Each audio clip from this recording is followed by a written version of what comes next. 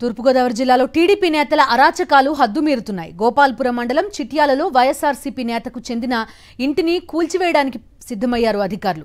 ఇదంతా టీడీపీ నేతల కనుసన్నల్లోనే జరిగిందని బాధితులు ఆరోపిస్తున్నారు. పట్టా పొందిన పోరంబోకు స్థలంలో ఇల్లు నిర్మించుకున్నాడు వైఎస్ఆర్సీపీ నేత రవి. అయితే టీడీపీ కూటమి గెలవడంతో కక్షగట్టి పంచాయతీ ద్వారా నోటీస్ ఇప్పించారు టీడీపీ నేతలు. ఆ నోటీస్ పట్టుకుని అధికారులు ఇల్లు కూల్చేందుకు వచ్చారు. ఇల్లు కూల్చివేతకు యత్నించడంతో గుండెపోటుతో రవి తల్లి వరలక్ష్మి కుప్పకూలిపోయారు. హుటాహుటిన గోపాల్పురం ఆసుపత్రికి తరలించారు కుటుంబ సభ్యులు. పరిస్థితి విషమంగా ఉండడంతో రాజమండ్రి తరలించారు. పూర్తి డీటెయిల్స్ అందిస్తారు మా కరెస్పాండెంట్ పోతురాజు. చెప్పండి, ఎలా ఉంది ప్రస్తుతం ఈమె ఆరోగ్య పరిస్థితి? బానే ఉన్నారా? కూల్చివేతని ఆపారా ఎట్టకేలకి ఘటనతోటైనా?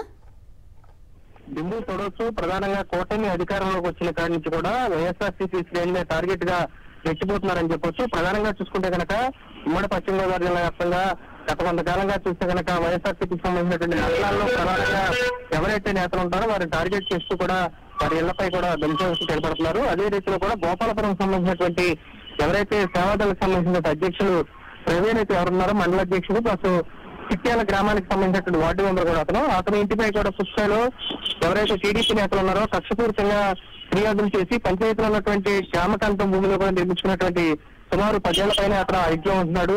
అతను కూడా టార్గెట్ చేసి అతని ఇంటిపై కూల్చేందుకు కూడా గ్రామ పంచాయతీకి సంబంధించినటువంటి వారి నోటీసులు కూడా ఇప్పించాడు. ఇప్పటికే ఇల్లు కూల్చేందుకు సంబంధించి వ్యతిరేకంతో వారి తల్లి కూడా గుండెపోటు రావడంతో పుట్టహుటిని అక్కడక్కడే ఆమె 108 హాస్పిటల్ 108 లో కూడా ఆసుపత్రికి తరలించారు. ఆమె ఆసుపత్రికి తరలించే పరిస్థితి పూర్తిస్థాయి విషమించడంతో కూడా రాజమండ్రి హాస్పిటల్ ట్రీట్మెంట్ కూడా ఆమె పొందుతుంది. పూర్తిస్థాయిలో ప్రత్యేకంగా కూటమి నేతలకు సంబంధించి దాడులు మరియు పోలీసులు రెవెన్యూ అధికారులు ఒక్కసారిగా హుటాహుటి రావడంతో కూడా ఆమె కుప్పకూలిపోయిన పరిస్థితి కూడా కనపడుతుంది. Okay Raju, thank you.